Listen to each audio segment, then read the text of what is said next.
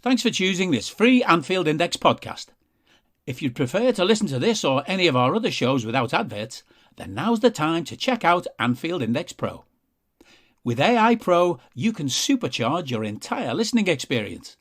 You'll not only get all of our podcasts without the ads, but you'll have them far faster with our Quick Publish feature available exclusively for subscribers.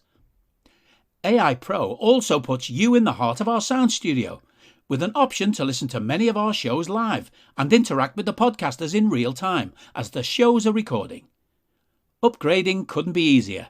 AI Pro is available on all popular podcast platforms, and we have our own apps for Apple and Android.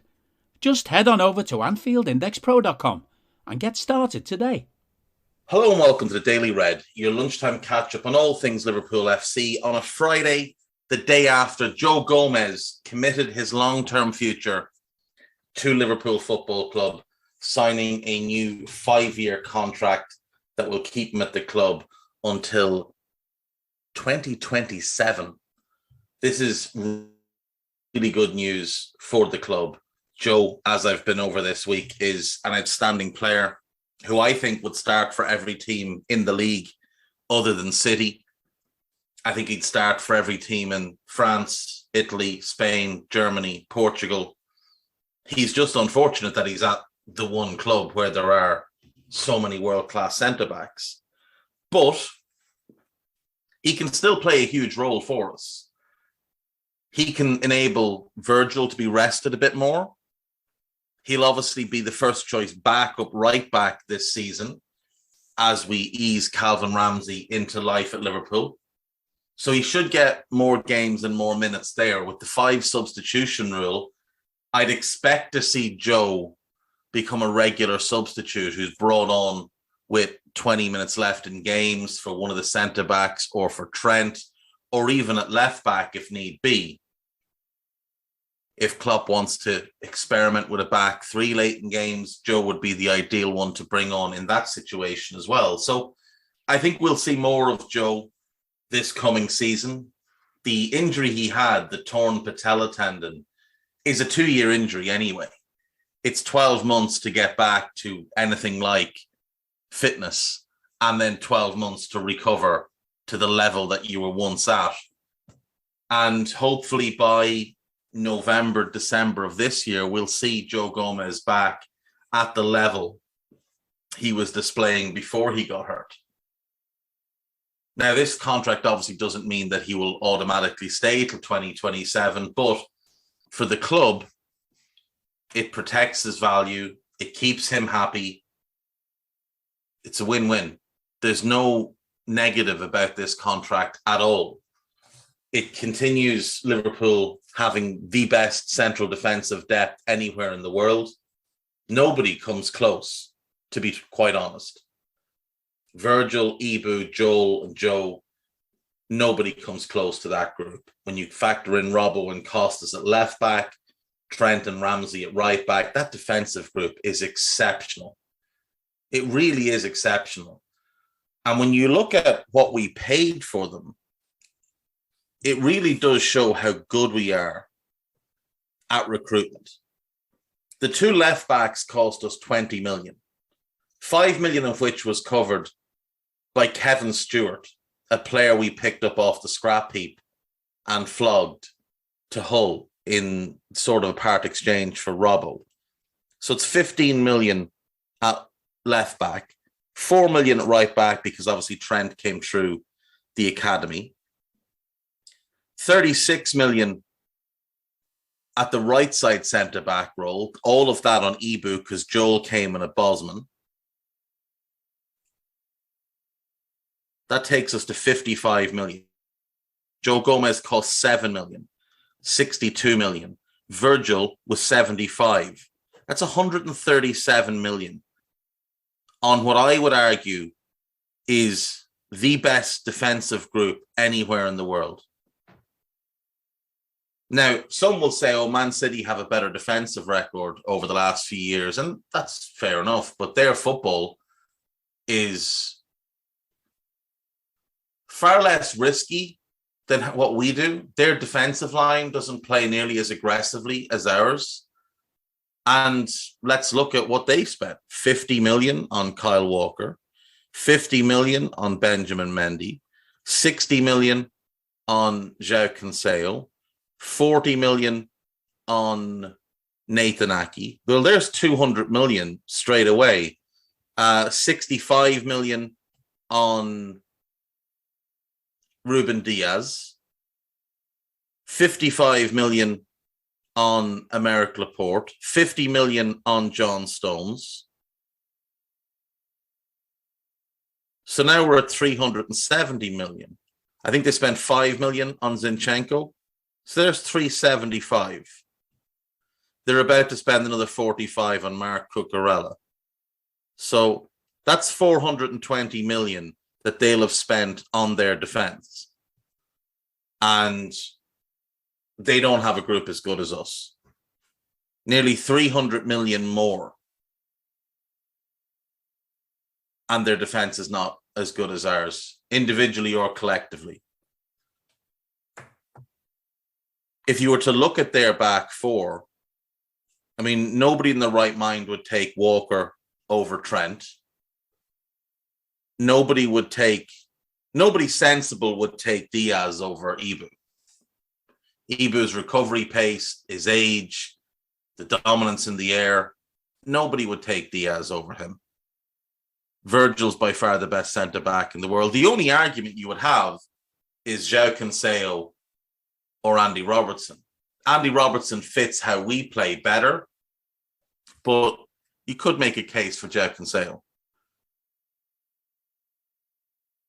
It's remarkable how good we are at identifying defenders and recruiting them. Absolutely remarkable. And all bar Trent were recruited by Michael Edwards and his recruitment team now, which included Julian Ward. And obviously now Julian Ward will head up that team. Julian Ward obviously recruited Calvin Ramsey. So we'll give Julian that one. But, you know, the two of them together plus the recruitment team, which are still in place, they're responsible for all of that. And it is absolutely exceptional what they've been able to do. Even if you want to add in the holding midfielder, we paid 42 million for Fabinho, and he's part of the defensive group. So that gets us to 179 million. Well, if we factor in that Rodri cost City 65 million, they're at 485. Our backup is Henderson, who cost 20. 200 million. For City, their backup is Calvin Phillips, who cost 45 million. 520 million. Even if you add in the goalkeepers, like they're still 300 million over what we've spent. 300 million. Just consider that for a second. Consider how much better we are at recruitment than them. That our group of goalkeepers, defenders, and holding midfielders cost 300 million less than theirs. Would you swap ours for theirs? No. None of us would swap Alisson for Ederson. None of us would swap Fab for Rodri. And Rodri's great, don't get me wrong. Rodri is brilliant. And a lot of their players are excellent. Cancelo's excellent. Rodri's excellent. Diaz is very good. Laporte pre-injury was excellent. He hasn't been quite the same since. Ake's decent. Stones is decent. Walker's decent. They're decent. They're not great. 300 million more they have spent on their goalkeeper, defense, and holding midfield. And ours is better. They couldn't play the way we play. We could play the way they do defensively. We could play the way they do, without doubt. Drop that line 10, 15 yards deeper, be more conservative. Without question, we could play like that. slot Fab back in more often to form a back three. It would be very, very easy for us to play the way they do. They couldn't play the way we play. They don't have the speed in central defence to play the way we do. None of their centre-backs are quick enough to play as high as our line. It is truly remarkable. Anyway, let's move on. This is Anfield. 5 things spotted from Liverpool training with 3 new faces and a lone returnee. This was put together by Jack Lusby. So Marcelo Pitaluga was in training with the first team. And this is what I suggested. Pitaluga will train at the AXA throughout the season.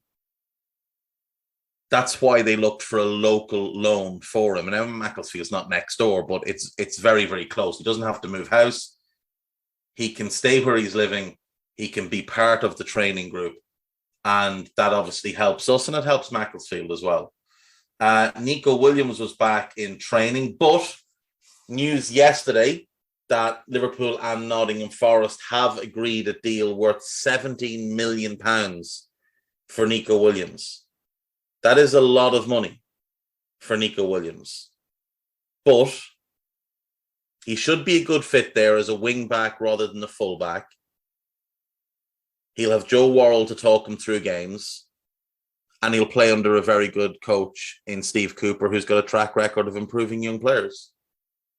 So it's a really good deal for us. It's a good move for him. It's a bit of an overpay for Forest, but I still think they'll get decent value. And the worst case scenario for them with Nico is that he's not quite good enough to be an every game starter in the Premier League, but he'll be absolutely fine as a third choice wing-back. If you've got, they're buying Omar Richards from Bayern, formerly of Reading, to play left wing-back. If they have to go and buy another one to play on the right at some point, well, Nico can cover both. So you'd have 3 for 2 positions, so you'd be fine. That's the worst case scenario. Best case scenario, Nico settles in and does really well. So yeah, all positive on the Nico Williams to Nottingham Forest deal. That's a really good price for us. New trio have joined in with the training. Jake Kane, back in training after his loan with Newport. Mateusz Muszalewski and Dominic Cornes also training with the first team. Looking likely that Klopp will name a bunch of youngsters to travel to Asia with the first team squad as well. Joel Matip was spotted galloping up the pitch, leaving defenders in his wake. Harvey Elliott has looked sharp in all the different footage of the first team training, so exciting to see what Harvey can bring this season. And the players who were in training: Adrian, Pitaluga, Davies, Mrozek, Matip, Gomez, Phillips, Vandenberg, Reece Williams, Ben Davies, Nico Williams, Chambers and Norris, Milner, Elliott, Oxlade-Chamberlain, Morton, Clarkson, Kane, Maguire, Cornes, Diaz, Firmino, Carvalho, Muszalewski, and Clark. So strong enough group in training for the Reds. Really good piece here. I mentioned the pieces on Ray Clemens and Phil Neal yesterday by Jeff Golding. Check this one out. It's about Kevin Keegan. Very, very good. Do make sure you're reading these pieces. I hope he continues to do them because they are absolutely brilliant. They are a bit of a long read, but they're really, really good. This is one that's fun. Liverpool FC's French Revolution. How Gerard Houlier's 2002 raid fell flat. Poor old Jed. He decided to go big in the summer of 2002. We just finished second in the league. And we'd gotten there by building in a specific way. But Jed decided to try and get fancy, brought in El Hadj Diouf and Salif Diao, both of whom had had great World Cups for Senegal, both of whom were absolutely key when Senegal beat France in that World Cup. signed Bruno Cheyrou from Lille. He'd scored 15 goals the previous campaign. Alou Diarra, young player, Houllier told us he was the next Vieira. In he arrived. And none of them worked. None of them worked at all. Cheyrou, we were told he was the next Zidane. Diouf was signed instead of Anelka, which remains one of the worst moves the club ever made. Alou Diarra actually went on to have a really, really good career. We signed him from Bayern. He went on to play on loan at Le Havre, Bastia and Lens. Was called up into the French squad in 2004. He was a really good player. Just never got a look in for Liverpool. Ended up getting 44 caps for the national team. Played at Bordeaux for most of his career. Really good player. Just didn't get a look in at Liverpool. El Hadj Diouf. Jesus wept. The less said about him, the better. Fans blast disgraceful £100 tickets for Liverpool's opener at Fulham. Fulham are charging £100 for some of the tickets. £100 to go and watch a football match. Like, I know it's Fulham, so I know they've got, some well-to-do fans, but they've also just got normal working class people that go to those games. So that's disgraceful. Plenty on the Joe Gomez contract here. Also news that Diogo Jota is in line for a new contract. And obviously Naby Keita is sort of the priority at the moment. More pictures from the Anfield Road extension. It's starting to really take shape. The roof trusses are being lifted into place this weekend. So if you're in the area, go and check it out. If not, you can check it out there on This Is Anfield. Moving on to Liverpool.com. Liverpool star compared to Lionel Messi has been handed Jurgen Klopp's second chance. This is Musolowski. Not sure why it would be a second chance. Did he ever have a first chance? Seems nonsensical. Piece on Nico, piece on Salah, piece on Jude Bellingham, another piece on Jude Bellingham, a bit about Darwin Núñez, some stuff on Gomez and Klopp. All things considered, it's fairly quiet on Liverpool.com today, which is unusual for them. They'd normally have 14 different pieces up about how we've outdone Manchester City. On AnfieldIndex.com, once again, the machine, Stephen Smith, has written a really good piece entitled, What If It Is Harvey? Maybe he's the one who starts. Maybe. We'll see. Podcast-wise, 2 new podcasts up. Myself and Gags had a chat about contract renewals. That was before the announcement of the Gomez one. But we did obviously touch on it, as well as about Bobby and Naby. So check that out. And there is a new Scouted out today, looking at some of the players that are out of contract next summer and whether or not it would be worth pursuing them now or in January. So do check that out. And I'm sure at some point, someone else is going to do a podcast that won't have me on it. But, we await with bated breath. It's basically me and Stephen Smith these days. So there's that. I'll see you all tomorrow. I'll see you on Monday. Take care of yourselves. Have a good weekend. Bye-bye. We hope you enjoyed listening to this Anfield Index show. Please be sure to subscribe to our channel so future podcasts find their way to your device automatically. There's nothing quite like fan engagement, and we'd love to know what you think of anything discussed on this show. The best way to get in touch is over on our free Discord community, where both podcasters and listeners debate the hottest LFC topics 24/7. Sign up free now at AnfieldIndex.com/Discord. You won't regret it. You can also follow us on Twitter at Anfield Index and find us on Facebook by searching for Anfield Index. Oh, and before you go, we'd love it if you could leave us a 5-star review on your favourite podcast app. It only takes a couple of seconds, and it means the world to the people who create these free shows.